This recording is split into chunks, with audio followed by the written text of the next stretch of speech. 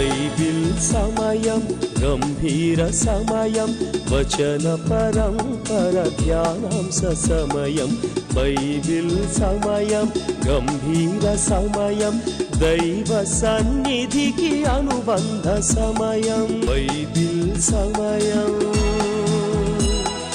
Bible సమయం Bible సమయం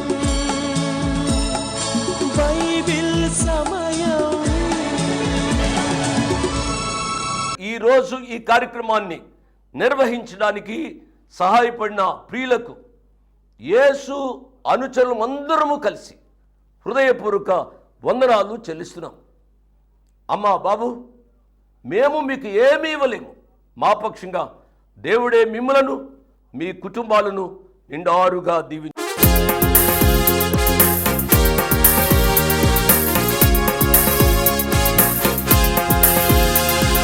సామ్రాజ్యాల చరిత్ర ప్రవచన గ్రంథం, దానియేలు ప్రవక్త భవిష్య జ్ఞానం, రాజీలేని విశ్వాసికి మనుగడ జీవం, సత్యదేవుని భద్రత మనకు క్షేమాధారం. దానియేలు గ్రంథం, దానియేలు గ్రంథం, దానియేలు గ్రంథం, దానియేలు గ్రంథం.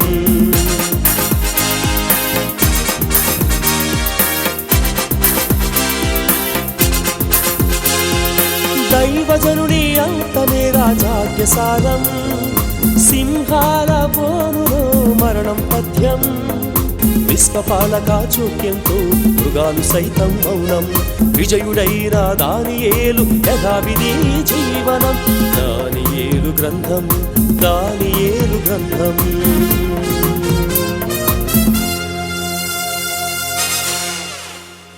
Good evening, praise the lord. దేవుని నామానికి స్తోత్రం.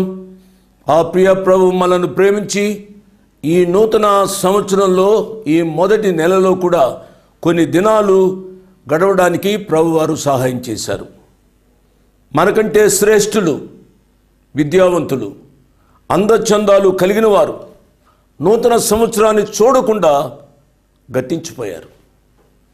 వారికంటే మనం శ్రేష్ఠులం కాదు. ప్రతిరోజు ఆయన కృపని ఎరిగి ఆ ప్రియ ప్రభు ప్రేమకు రుణపడి జీవించాలని నేను పదే పదే చెబుతున్నాను. అమ్మా బాబు, మీ ఆరోగ్యాలు ఎలా ఉన్నాయి? కొంతమంది ఇంట్లో అనారోగ్యంగా ఉన్నట్టున్నారు. హాస్పిటల్లో జాయిన్ చేశారా? లేక ఇంట్లోనే ఉండి వారు మంచాలపై ఉన్నారా? వారి బాగోగులు మాకు తెలియపరిస్తే వారి కొరకు మేము ప్రత్యేకంగా ప్రార్థన చేయడానికి వీలు పడుతుంది అనే విషయాన్ని జ్ఞాపకం చేస్తున్నాను. ఇంట్లో ఉన్న యవన బిడ్డలు ఏ రీతిగా ఉన్నారు? వారికి వివాహాలు అయ్యాయమ్మా? కొంతమంది నా బిడ్డలకు వివాహం కావడం లేదు అని తొందరపడి ఎవరినొకరిని చేసేయాలి అనే ఉద్దేశంతో వివాహాలు చేస్తూ ఉన్నారు. అట్టి వివాహాలు కొద్ది కాలం బాగుగానే ఉంటాయి. తదుపరి ఆ వివాహ వ్యవస్థలో ఏదో ఒక లోపం ఉంటుంది. తద్వారా వారి కుటుంబ వ్యవస్థ దెబ్బతినడానికి అవకాశం ఉంది. నేను పదే పదే చెబుతున్నాను, విశ్వాసి అయిన అబ్బాయి విశ్వాసి అయిన అమ్మాయిని పెళ్లి చేసుకోవాలి. విశ్వాసి అయిన అమ్మాయి విశ్వాసి అయిన అబ్బాయిని పెళ్లి చేసుకోవాలి. తొందరపడి పెళ్లి చేసుకోవడం ద్వారా ఆశీర్వాదం కంటే నష్టమే ఎక్కువ కలుగుతుంది అనే సత్యాన్ని ఈ నూతన సంవత్సరంలో మొదటి దినాల్లో ఒక తండ్రిగా, దేవుని సేవకునిగా నేను చెప్పాలి అని ఆశపడుతున్నాను. ఈ నూతన సంవత్సరంలో కొన్ని తీర్మానాలు మీరు చేసుకోవాలి. అవి ఏమిటి అనగా, నెంబర్ 1, దేవుని వాక్యాన్ని క్రమంగా చదవాలి. దేవుని వాక్యాన్ని క్రమంగా చదువుతూ ఈ సంవత్సరం లోపుగా బైబిల్ అంతా కంప్లీట్ చేయాలి. కొంతమంది పట్టుదలతో 3 నెలలకే కంప్లీట్ చేస్తారు, 6 నెలలకే కంప్లీట్ చేస్తారు. ఏది ఏమైనప్పుడు కూడా ఈ సంవత్సరాంతంలో ఒకసారైనా దేవుని యొక్క వాక్యమైన పరిశుద్ధ గ్రంథం బైబిల్ను ఆది కాండం నుంచి ప్రకటన గ్రంథం వరకు మీరు పూర్తి చేయాలి అనే విషయాన్ని జ్ఞాపకం చేస్తున్నాను. మీరు ఒక పద్ధతిలో పూర్తి చేయనట్లుగా యేసు అనుచరులు సొలొమోను రాజు రాసిన గ్రంథ ధ్యానాల క్యాలెండర్ అని మేము వేశాం. ఆ క్యాలెండర్లో ఒక పట్టిక ఇచ్చాం. ఆ క్యాలెండర్ మీ ఇంట్లో ఉంటే దాని ప్రకారం చదివిన ఒక సంవత్సరంలో ముగించడానికి అవకాశం ఉంటుంది. నెంబర్ 1. నెంబర్ 2, ప్రతిరోజు మీరు ప్రార్థన చేసుకోకుండా దినాన్ని ప్రారంభించవద్దు, ప్రార్థన చేసుకోకుండా దినాన్ని ముగించవద్దు. మీ అబ్బాయిలు కానీ అమ్మాయిలు కానీ ఒకవేళ ఆయా స్థలాల్లో డ్యూటీ చేస్తూ ఉంటే ఇంటికి లేటుగా వచ్చినప్పుడు కూడా దయచేసి కుటుంబ ప్రార్థనతో ఆ దినాన్ని ముగించాలి అని నేను ప్రత్యేకంగా మనవి చేస్తున్నాను. ఈ నూతన సంవత్సరంలో దేవుడు మీకు ఏది ఇస్తే ఆ యొక్క భాగంలో ఆయన భాగాన్ని ఆయనకి ఇవ్వడం, అనగా దశమ భాగాన్ని దేవుని సొమ్ము అని గ్రహించి దేవుని భాగాన్ని దేవునికి ఇవ్వడం మీరు తీర్మానం చేసుకోవాలి. నెంబర్ 3. నెంబర్ 4, భార్య భర్తలుగా మీ కుటుంబ జీవితంలో ఏవైనా మనస్పర్ధలు వస్తే అవి వెంటనే పరిష్కరించుకోవడానికి మీరు ప్రయత్నం చేయాలి. వాటిని పొడిగించడం ద్వారా ఇంటిలో అశాంతి, అసమాధానం, సాతానుడు తిష్ట వేయడానికి, తద్వారా కుటుంబం యొక్క ప్రేమను పోగొట్టడానికి అవకాశం ఉంది. కాబట్టి భార్యాభర్తలు ఒక విషయంలో ఒక సమ్మతికి రావాలి అని ప్రత్యేకంగా మనవి చేస్తున్నాను. మంచిది. దానియేలు గ్రంథ ధ్యానాలు నా మటుకు నాకెంతో ఆశీర్వాదకరంగా ఉన్నాయి. దానియేలు గ్రంథం 6వ అధ్యాయంతో ఒక భాగము ముగిస్తోంది. 7వ అధ్యాయంలో నుంచి ఇంకొక అనుభవంలోనికి మనము రాబోతున్నాం. ఈరోజు 6వ అధ్యాయాన్ని నేను ముగించాలని ఆశపడుతున్నాను. ముగించవచ్చు, లేకపోవచ్చు, ఏదేమైనప్పుడు కూడా 6వ అధ్యాయాన్ని మనం ధ్యానం చేసుకుందాం. 6వ అధ్యాయాన్ని ధ్యానం చేయడానికి ముందుగా నేను ప్రార్థన చేయాలి. ప్రార్థన చేయడానికి ముందుగా దయచేసి ఒక పాట విందాం. పాట విన్నారు కదూ. ఇక ప్రార్థన చేసుకున్న తదుపరి దేవుని యొక్క వాక్యాన్ని ధ్యానం చేసుకుందాం. ప్రార్థన చేస్తున్నాను. వీళ్ళను వారందరూ మోకరించండి. వీళ్ళు లేనివారు దయతో ప్రార్థన నాతో ఏకీభవించండి. కృపా సత్య సంపూర్ణుడు అయిన మా ప్రియ పరలోకపు తండ్రి, వందనాలు, స్తోత్రాలు నాయనా. మీ కుమారుడు మా రక్షకుడు యేసు ప్రభు వారి అతి శ్రేష్టమైన నామంలో ఈ రాత్రి సమయంలో మీ కృపాసనాన్ని సమీపించడానికి మీరు మాకు ఇచ్చిన ఆధిక్యత కొరకై వందనాలు. ఎంతమంది టీవీ దగ్గరకు వచ్చి మీ వాక్యాన్ని వింటున్నారు వారందరినీ నిండారుగా దీవించండి ప్రభువా. దానియేలు గ్రంథం 6వ అధ్యాయాన్ని మేము ధ్యానం చేస్తున్నాం నాయనా. ఈ 6వ అధ్యాయంలో ఉన్న దానియేలు యొక్క ప్రార్థన పట్టుదల మా జీవితాల్లో కూడా గమనించిన వారమై ప్రార్థనలో అంత తీవ్రముగా ఉండడానికి సహాయపడమని అడుగుతున్నాం నాయనా. నాయనా, చేరువచ్చిన పిల్లలందరినీ మరొకసారి మీ చేతులకు అప్పగిస్తూ వారి నిండారుగా దీవించుమని వారి యొక్క కుటుంబ జీవితాలలో మీ సహాయాన్ని కోరుకుంటూ యేసు ప్రభు వారి ఉన్నతమైన నామమున స్తోత్రం చెల్లించి వేడుకున్నాము తండ్రి. ఆమెన్, ఆమెన్ అని చెప్పిన మీ అందరికీ నా ప్రత్యేక వందనాలు. బైబిల్ తెచ్చారు కదూ? అయితే బైబిల్ తెరిచి ఉంచారు కదూ?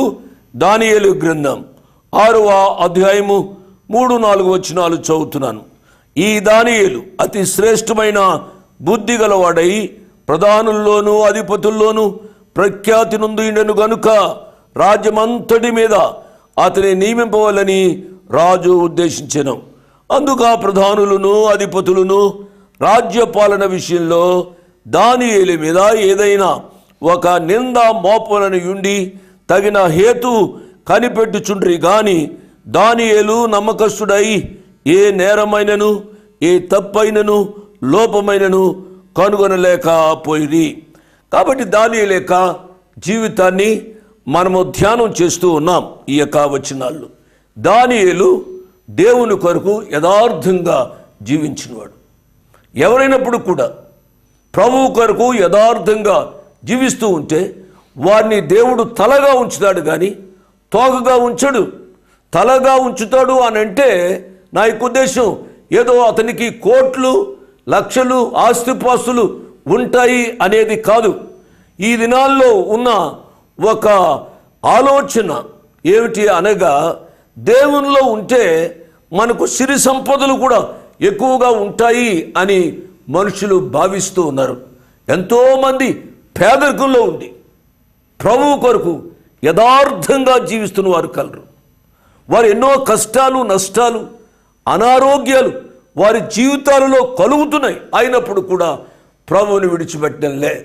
ప్రభువు పేరు చెప్పుకొని మేము ఎంతగానో దీవించబడ్డాం, వ్యాపారంలో మాకింత లాభం వచ్చింది, మా ఉద్యోగాల్లో ఏమేమో మాకు హెచ్చింపు కలుగుతుందని చెప్పుకున్నవారు దేవునిలో స్థిరంగా ఉండలేకపోతున్నారు. వారు డబ్బును బట్టే వారు అతిశయిస్తున్నారు. ఈ డబ్బు కూడా దేవుడే ఇచ్చాడు. అనేక పర్యాలు నేను చెబుతున్నాను. సాతానుడు కూడా ఈ లోక సిరి సంపదలు ఇవ్వడానికి, ఐశ్వర్యము ఇవ్వడానికి అవకాశం ఉంది. మన యొక్క ఆధ్యాత్మిక కొలత బద్ద ఏమిటి అనగా ఈ లోకం యొక్క సిరి సంపదలు కాదు అనే విషయాన్ని నేను జ్ఞాపకం చేస్తున్నాను. ఎంతోమంది దొంగతనం చేసి డబ్బును ఆర్జిస్తూ ఉన్నారు. ఎంతోమంది అన్యాయం చేసి డబ్బును ఆర్జిస్తూ ఉన్నారు. భూ కబ్జాలు చేసి డబ్బును ఆర్జిస్తూ ఉన్నారు. ప్రభువు కొరకు యథార్థంగా జీవించాలి. దానియేలు బబులోను సామ్రాజ్యంలో ఒక ఖైదీగా వచ్చినవాడు. దానియేలు బబులోను సామ్రాజ్యంలోనికి బందీగా తేబడ్డాడు. అతడు తన యొక్క జీవితంలో చిన్న వయసులోంచి ప్రభువు కొరకు జీవించినవాడు. ప్రియులరా, దరిదాపు అతడు టీనేజ్లో బబులోనుకు వచ్చాడు అండి. అంటే 17-18 సంవత్సరాల వయసులో వచ్చాడు. ఇప్పుడు ఆయన వృద్ధుడైనాడు. 6వ అధ్యాయంలో మనం చూస్తే గమనిస్తే దరిదాపు 80 సంవత్సరాలు పైబడి అతడు ఆ బబులోను సామ్రాజ్యంలో ఉన్నాడు. ఆ బబులోను సామ్రాజ్యంలో రాజులు మారుతున్నారు, ప్రధానులు మారుతున్నారు, అధికారులు మారుతున్నారు, ఎంతోమంది వచ్చి పోతున్నారు. కానీ నా ప్రియులరా, బ్రతికినంత కాలము దానియేలు యథార్థంగా జీవించాడు. ఈ రాత్రి నేను నేర్చుకోవాల్సింది, మీరు నేర్చుకోవాల్సింది ఏమిటనగా, బ్రతికినంత కాలము ఆ ప్రభువు కొరకు యథార్థంగా జీవించడానికి తీర్మానం చేసుకునే వాళ్ళని ప్రభువు పేరిట నేను జ్ఞాపకం చేస్తున్నాను. దానియేలుకు ఈ దర్యావేషు సంస్థానంలో కూడా మంచి పేరు వచ్చింది. ఈ దానియేలుపై ఈ రాజు కూడా మంచి అభిప్రాయం కలిగి ఉన్నాడు. కాబట్టి అతనిని ఒక హోదాలో ఉంచాడు. ఎప్పుడైతే అతనిని ఒక హోదాలో ఉంచాడో మిగిలిన వారికి అసూయ కలిగినట్లుగా మనం చూస్తాం. ఈ దినాల్లో రాజకీయాల్లోనే కాదు ఇటువంటి అసూయ ఉండేది, సంఘాలలో కూడా ఇటువంటి అసూయ కనబడుతుందండి. ఎవరైనా ప్రభు కొరకు మంచిగా వాక్యం చెప్తున్నా, ఎవరైనా ప్రభు కొరకు మంచిగా కార్యాలు చేస్తున్నా అతను కూడా ఈ దినాల్లో విమర్శిస్తున్నారు. ఎంత విచారకరమైన సంగతి అండి. కాబట్టి ఆ దినాల్లో దానియేలుపై వీరు అసూయపడ్డారు. మనం ఎన్నడూ కూడా ఇతరులను చూచి అసూయ పడకూడదు. నేను అనేక పర్యాయాలు చెబుతూ ఉంటాను, అసూయ కనబడని క్యాన్సర్ వంటిది. ఎవరైనా పైకి వస్తూ ఉంటే వారి కొరకు ప్రార్థన చేసే అనుభవంలోనికి రావాలి అని ప్రభు పేరు నేను మనవి చేస్తున్నాను. ఈ మిగిలిన అధిపతులు వీళ్ళందరూ కూడా దానియేలుపై అసూయను ద్వేషాన్ని పెంచుకున్నారు. పెంచుకుని వారు ఏం చేస్తున్నారు అనగా, వారు రాజు దగ్గరకు వచ్చారు. రాజు దగ్గరకు వచ్చి వారు ఏమని మాట్లాడుతున్నారు చూడండి. 5వ వచనం, అందుకు ఆ మనుష్యులు అతని దేవుని పద్ధతి విషయమందే గాని మరి ఏ విషయమందును అతనిలో లోపము కనుగొనలేమని కొనిరి. కాబట్టి ఆ ప్రధానులను అధిపతులను రాజునొద్దకు సందడిగా కూడి వచ్చి ఇట్లనరి, రాజుకు దర్యావేషు చిరంజీవి అయిందువుగాక. రాజ్యపు ప్రధానులు, సేనాధిపతులు, అధిపతులు, మంత్రులు, సంస్థానాధిపతులు అందరూ కూడి రాజుగా ఖండితమైన చట్టము స్థిరపరిచి దానిని శాసనముగా చాటింప చేయనట్లు యోచన చేసిరి. ఎట్లనగా 30 దినముల వరకు నీ యొద్ద తప్ప మరి ఏ దేవుని యొద్దనైనను మానవుని యొద్దనైనను ఎవడును ఏ మనవి చేయకూడదు. ఎవడైనను చేసిన యెడల వాడు సింహముల గుహలో పడత్రోయబడును. రాజా, ఈ ప్రకారముగా రాజు శాసనం ఒకటి పుట్టించాలి అని వారు చెప్పారు. రాజుకి అసూయ ఎంత మేరకైనా వెళ్తుంది, ఎటువంటి కార్యమైనా చేస్తుంది. కనబడని క్యాన్సర్ వంటిది అనే విషయాన్ని నేను పదే పదే చెబుతున్నాను. మనము మనుషులకు వ్యతిరేకంగా మాట్లాడకూడదు. ప్రియులరా, యేసు ప్రభువారు ఈ లోకంలోనికి వచ్చి బోధించింది దైవ ప్రేమ, మానవ ప్రేమ. దేవుణ్ణి ప్రేమించాలి, తదుపరి మానవుణ్ణి ప్రేమించాలి. మనతో పాటుగా, మన సాటిగా, మన పోలిక చొప్పున చేయబడిన మానవుణ్ణి ప్రేమించక ఇంకెవరిని ప్రేమిస్తామండి? మానవుని యొక్క జీవితంలో సాతానుడు పెట్టిన ఆ చిచ్చు ఏమిటనగా ఒకరిపై ఒకరికి అసూయ, ద్వేషాన్ని కలుగు చేసి మానవ లోకాన్ని పాడు చేస్తున్నాడు సాతానుడు. కాబట్టి పౌలు గారు ఈ రీతిగా ఒక మాట వ్రాసారండి. ఫిలిప్పీయులకు రాసిన పత్రిక 2వ అధ్యాయము 15వ వచనంలో ఈ రీతిగా వ్రాసారు. బైబిల్ వారు క్విక్గా చూడండి. ఫిలిప్పీయులకు రాసిన పత్రిక 2వ అధ్యాయము 15వ వచనాన్ని నేను చదువుతున్నాను. మీరు మూర్ఖమైన వక్రజనము మధ్య నిరపరాధులను, నిష్కళంకులను, అనింజులనై దేవుని కుమారులన్నట్లు సణుగులను, సంశయములను మాని సమస్త కార్యములను చేయుడి. విన్నారు కదూ? కాబట్టి మన యొక్క జీవితాలలో మనం గ్రహించవలసింది ఏమిటనగా, మనము ఎవరి మధ్య జీవిస్తున్నామో అనగా వక్ర జనము మధ్య, మూర్ఖుల మధ్య మనము జీవిస్తున్నాము. కాబట్టి మనము నిష్కళంకులుగా, అనింద్యులుగా, జ్యోతుల వలె ప్రభు కొరకు ప్రకాశించడం నేర్చుకునే వాళ్ళని ప్రభు పేరిట నేను జ్ఞాపకం చేస్తూ ఉన్నాను. లూకా భక్తుడు ఈ రీతిగా వ్రాసాడు. అపోస్తుల కార్యముల గ్రంథం 24వ అధ్యాయము 16వ వచనంలో చూస్తే ఈ రీతిగా ఉంది. ఈ విధమున నేనును దేవుని ఎడలను మనుషుల ఎడలను ఎల్లప్పుడూ నా మనస్సాక్షి నిర్దోషమైనదిగా ఉండునట్లు అభ్యాసము చేసుకొనుచున్నాను. పౌలు గారు అన్న మాట. నా ప్రియులరా, మన యొక్క జీవితాల్లో కూడా తీర్మానం చేసుకుందాం. ఈ రాత్రి తీర్మానం చేసుకుందాం. మన మనస్సాక్షికి కల్మషము తోచుకున్నట్లు నిర్దోషమైన జీవితాన్ని అభ్యాసం చేసుకుంటూ ఆ ప్రభు కొరకు జీవించడానికి తీర్మానం చేసుకోవాలి. ఆ ప్రభు వెలుగు, ఆ వెలుగును మనము లోకంలో ప్రకాశించేవారిగా, ఆయన కొరకు మనము జ్యోతుల్లా జీవించాలి అని ఈ రాత్రి తీర్మానం చేసుకునే వాళ్ళని ప్రభు పేరిట నేను జ్ఞాపకం చేస్తున్నాను. పౌలు గారు నిర్మలమైన మనస్సాక్షితో ఆయన పడకకు వెళ్ళి నిద్రిస్తూ ఉండేవారు. ఈ దినంలో ఏదైనా నేను తప్పు చేశానా అని తన్ను తాను పరీక్షించుకుంటూ నిర్మలమైన మనసుతో ఆయన తను విశ్రాంతి తీసుకునేవాడు. దేవుని నామానికి స్తోత్రం. మన యొక్క జీవితాల్లో కూడా ఇట్టి అనుభవాలు కలిగి ఉండాలండి. మనము నిద్రకు పోయే సమయంలో మన జీవితాన్ని మనం ఒకసారి పరీక్షించుకుంటే ఎన్ని పర్యాయాలు మన మనస్సాక్షి మన మీదే నేరారోపణ చేస్తుందో ఈ రాత్రి ఆలోచించుమని ప్రభు పేరిట నేను జ్ఞాపకం చేస్తూ ఉన్నాను. వీరు ఎప్పుడైతే దానియేలు యొక్క యథార్థమైన జీవితాన్ని చూచారో వీరు తట్టుకోలేకపోయారు. ఆ దర్యావేషు దానియేలును కూడా పైకి ఉన్నతమైన స్థాయిలో పెట్టడం ద్వారా కూడా వీరు తట్టుకోలేకపోయారు. అసూయ చేత ఈ దానియేలును ఏదైనా చేయాలి అని ఆశపడి రాజు దగ్గరికి వచ్చి వారు దొంగ విన్నపం చేస్తూ ఉన్నారు.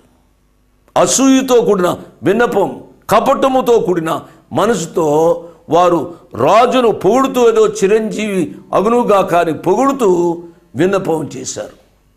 ఆ దినాల్లో ఈ దినాల్లో కూడా మన యొక్క జీవితంలో ఎవరినైనా పొగిడితే ఆ పొగడబడిన వారు మామూలు స్థాయిలో ఉండరు. వారు ఆ ఊహా ప్రపంచంలో తేలి ఉంటారేమో అనిపిస్తోంది. ఎప్పుడైతే ఈ దర్యావేషును వారు పొగిడారో దర్యావేషు కూడా అతడు పడిపోయాడు. పడిపోయి ఏమంటున్నాడు అనగా 8వ వచనం, మాదీయుల యొక్కయు పారసీకుల యొక్కయు పద్ధతిని అనుసరించి స్థిరమగు శాసనముగా ఉన్నట్లు దాని మీద సంతకము చేయమని మనవి చేసిరి. కాగా రాజగు దర్యావేషు శాసనము వ్రాయించి సంతకము చేసిన 10వ వచనాన్ని కూడా చదువుతున్నాను. ఇట్టి శాసనము సంతకము చేయబడని దానియేలు తెలుసుకొనెను. అతడు తన ఇంటికి వెళ్ళి యథాప్రకారముగా అనుదినము మారు మోకాళ్ళుని తన ఇంటి పైగది కిటికీలు యెరూషలేము తట్టునకు తెరువబడి ఉండగా తన దేవునికి ప్రార్థన చేయొచ్చు ఆయనను స్తుతించుచూ వచ్చెను. ఈ మాటలు చదువుతుంటేనే నా హృదయము పులకరిస్తుందండి. దానియేలు యొక్క జీవితము వింటున్న మీకు, చెబుతున్న నాకు ఎంతో మాదిరి. కష్ట నష్టాలు, పరిస్థితులు మనకు భిన్నంగా వెళుతున్నప్పుడు చెక్కు చెదరని విశ్వాసం, చెక్కు చెదరని ఆ ప్రార్థన అనుభవం మన యొక్క జీవితంలో కావాలి. ఇక్కడ నేర్చుకోవాల్సింది ఇంకొకటి ఏమిటి అనగా, సాతాను యొక్క జీవితంలో ఉన్న ఒక కుయుక్తి ఏమిటనగా, మనలను అంత సులభంగా పడగొట్టలేను అని అనుకున్నప్పుడు మానవుల్లో ఉన్న అహంను అతడు పైకి లేపుతాడు. అంటే తన స్వాతిశయాన్ని పైకి లేపుతాడు. దర్యావేషు రాజు దానియేలును అంత మంచిగా ప్రేమిస్తూ ఉన్నప్పటికీ కూడా దర్యావేషు దానియేలును ప్రేమించకుండా ఉండాలి అని అంటే ఒక కుయుక్తి పన్నాగం పనిన అధిపతులు అతని దగ్గరికి వచ్చి దర్యావేషులో ఉన్న అహంను వారు రేపారు. ఎప్పుడైతే వారు రేపారో అతడు ఆలోచించకుండా దానిపై, ఆ శాసనంపై అతడు సంతకం చేశాడు. సంతకం చేశాడు కాబట్టి ఆ శాసనాన్ని ఇంకెవరూ మార్చడానికి వీలు లేదు. ప్రియులారా, సంతకం చేయబడింది శాసనంపై. ఇక నేను ప్రార్థన చేయడానికి వీలుండదేమో అని అనుకుని దానియేలు భయపడలేదు.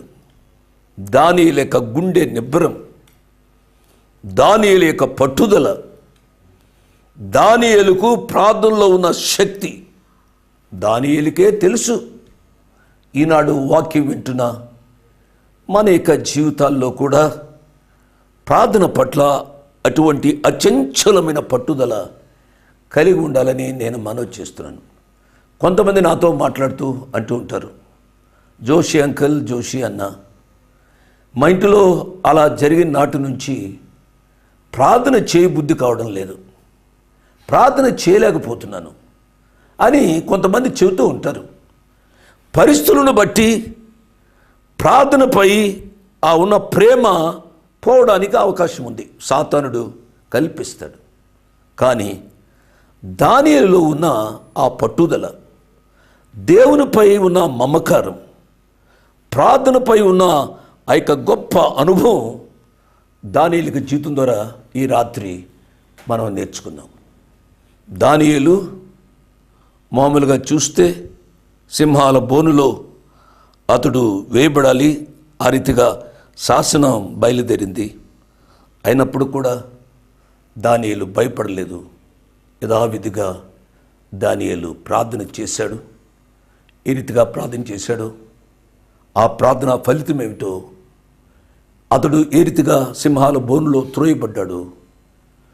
ఈ త్రోయబట్టడానికి కారణమైన వీరు, ఈ అధికారులకు ఏం జరిగిందో వచ్చే పాఠంలో మనం ధ్యానం చేసుకుందాం. చాలా ప్రాముఖ్యమైన విషయాలు. ఈ రాత్రి నేను తీర్మానం చేసుకుంటాను, దయచేసి మీరు తీర్మానం చేసుకోండి. మన శేషించిన బ్రతుకు, మన శేషించిన జీవితం దానియేలు వలె ప్రభు కొరకు జీవించటానికి తీర్మానం చేసుకున్న వాళ్ళని మనవి చేస్తూ ముగిస్తున్నాను. ముగింపులో ఒక మాట. అమ్మా బాబు, జాన్యువరి నెల మొదటి వారంలో ఉన్నాము. ఇంతవరకు మీరు సహాయం చేశారా? ఈ కార్యక్రమం ప్రారంభించే దరిదాపు 4 సంవత్సరాలు అవుతుంది. ఇంతవరకు మీరు సహాయం చేస్తే మీకు నా హృదయపూర్వక వందనాలు. ఒక్కసారి కూడా సహాయం చేయకపోతే ఈ రాత్రైనా తీర్మానం చేసుకునండి. ఇంతకు ముందు సహాయం చేసి రెండవసారి కూడా సహాయం చేయగలిగిన ఆ యొక్క కృప మీ యొక్క కుటుంబ జీవితంలో ఉంటే మరొకసారి సహాయపడి ఈ కార్యక్రమం నిర్విఘ్నంగా సాగడానికి కృప చూపించమని అనేక మంది ఈ కార్యక్రమం నిర్విఘ్నంగా సాగడానికి మీరు సహాయపడమని అనేక మంది క్రైస్తవేతరులు ప్రభువును తెలుసుకోవడానికి మీరు సహాయపడమని మనవి చేస్తూ ముగిస్తున్నాను. దేవుడు మిమ్మల్ని నిండారుగా దీవించునుగాక. ఆమేన్. అడ్రస్ 1-1- మరలా 214/2 1-1-214/2 flat numbers 505 and 506. Flat numbers 505 and 506. Prithvi apartments extension, Prithvi apartments extension, Vivek Nagar, Chikkadpally, Hyderabad 20. దేవుడు మిమ్మల్ని నిండారుగా దీవించునుగాక. ఆమేన్.